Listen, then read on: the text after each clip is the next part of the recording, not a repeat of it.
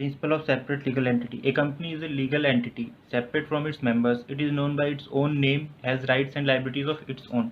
So, principle of separate legal entity says कि कोई भी कंपनी है, मान के चलो कि रिलायंस लिमिटेड, जैसे Reliance limited is separate from its members, मतलब मुकेश अंबानी जो है उसके मेंबर्स, मुकेश अंबानी जो उनके मेंबर है उनसे ये एक सेपरेट लीगल एंटिटी है. So basically A company is a legal entity. ये एक लीगल एंटिटी होती है company, separate from its members, अपने मेंबर से सेपरेट होती है. It is known by its own name, अपने खुद के नाम से जानी जाती है, जैसे हम रिलायंस लिमिटेड बोलते हैं. ठीक है. Has rights and liabilities of it's an. अब इसके खुद के राइट्स हैं कि ये किसी को भी शू कर सकती है और कोई भी इसे शू कर सकता है. एंड खुद की लाइबिलिटीज़ है, अपने नाम पे लोन्स वगैरह जो भी होते हैं वो रिलायंस लिमिटेड के नाम से ले जाते हैं बैंक से. ठीक है. तो ये सेपरेट लीगल एंटिटी का प्रिंसिपल ये कहता है. नाउ अब कुछ इंपॉर्टेंट जजमेंट्स आई थी सेपरेट लीगल एंटिटी के बेस पे, जैसे salmon versus salmon and company limited की, ली versus Lee air farming limited की, बच्चा F Gulzar versus commissioner of income tax की. तो हम एक एक करके सब देखते हैं. तो सबसे पहले अगर हम बात करें सैलमन वर्सेस सैलमन की, सो इन्होंने क्या था, सैलमन एक बूट मैन्युफैक्चरिंग सोल प्रोप्राइटरशिप चलाता था. तो उसने सोचा कि मैं क्यों ना सोल प्रोप्राइटरशिप को कंपनी में ट्रांसफ़र कर दूं. उसके लिए उसने परचेज कंसिडरेशन कैश में ली 9,000,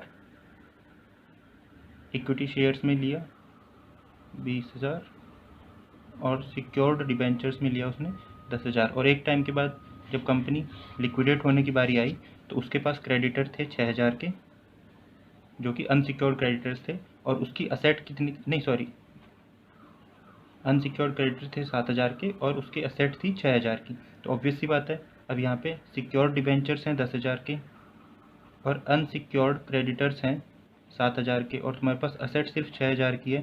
तो अगर कंपनी लॉ के हिसाब से देखें तो सबसे पहले सिक्योर्ड डिबेंचर्स को जाना चाहिए और फिर अनसिक्योर्ड क्रेडिटर्स या डिबेंचर्स को जाना चाहिए.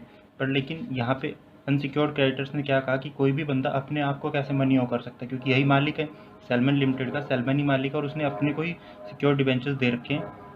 तो कंपनी ने कहा था, decision of court, it was held that Salomon and company was a real company fulfilling all legal requirements. उसने सारी लीगल रिक्वायरमेंट्स कंप्लीट कर रखी है.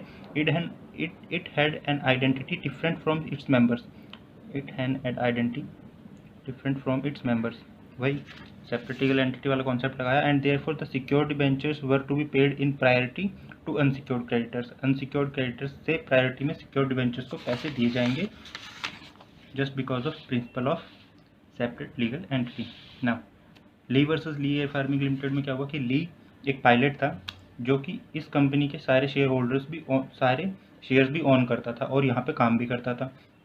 तो एक दिन पायलट था ही, वो एरोप्लेन में था तो उसका एक्सीडेंट हो गया. तो जो उसकी वाइफ थी विडो, उसने ली एयर फार्मिंग लिमिटेड से कंपनसेशन मांगा. तो ली एयर फार्मिंग लिमिटेड ने कहा कि वो एम्प्लॉय नहीं थे, क्योंकि वो एम्प्लॉय भी थे और एम्प्लॉयर भी थे. और उस टाइम डिसीजन का कोर्ट का डिसीजन ये आया कि वो एम्प्लॉयर नहीं थे, एम्प्लॉयर ली एयर फार्मिंग लिमिटेड थी, वो एम्प्लॉय थे. चाहे बेसिक से वो सारे शेयर्स ओन करते हों, बट लेकिन एक कंपनी सेपरेट लीगल एंटिटी होती है फ्रॉम इट्स मेंबर्स, तो उसे कंपनसेशन दिया गया. नाउ बच्चा F Gulzar versus commissioner of income tax में क्या होता है कि बच्चा एफ गुलजार की कंपनी होती है जो कि एग्रीकल्चर इनकम अर्न करती है. तो एग्रीकल्चर इनकम पे कोई टैक्स नहीं लगता. तो उन्होंने क्या किया कि कंपनी के नाम पे एग्रीकल्चर इनकम अर्न करी और फिर डिविडेंड के रूप में बांट दी और कहा कि ये डिविडेंड हम उस कंपनी से ले रहे हैं जिस कंपनी में सारी की सारी इनकम एग्रीकल्चर इनकम है, तो ये डिविडेंड इनकम भी एग्जेम्प्ट होगी. तो कमिश्नर ऑफ इनकम टैक्स ने केस किया कि नहीं, उन्होंने केस किया था कि सेपरेट लीगल एंटिटी होती है तो जो तुम डिविडेंड ले रहे हो उस पर टैक्स भरना पड़ेगा. भाई डिसीजन का कोर्ट का डिसीजन आया कि सेपरेट लीगल एंटिटी की वजह से जो कंपनी की अर्निंग है वो तो एग्रीकल्चर इनकम है, पर लेकिन तुम्हारी अर्निंग एग्रीकल्चर इनकम नहीं है, वो डिविडेंड इनकम ही मानी जाएगी, चाहे फिर वो उस कंपनी ने किसी भी चीज़ से अर्न करी हो. हम कंपनी पर टैक्स नहीं लगा सकते क्योंकि वो कंपनी एग्रीकल्चर इनकम अर्न कर रही है. तो यहाँ पे भी सेपरेट लीगल एंटिटी का कॉन्सेप्ट आया कि कंपनी अलग है, वो क्या अर्न करती है उसके हिसाब से हम उसके मेंबर्स की टैक्स लायबिलिटी नहीं छोड़ सकते. तो कुछ एक आधे और भी सेपरेट लीगल एंटिटी पे जजमेंट्स हैं जो कि आई डोंट थिंक सो इतनी इंपॉर्टेंट है, हम इतने में ही समझ जाएंगे. बेसिक चीज़ तो यही है कि a company is a legal entity separate from its members. It is known by its own name, has rights and liabilities of its own. That's it.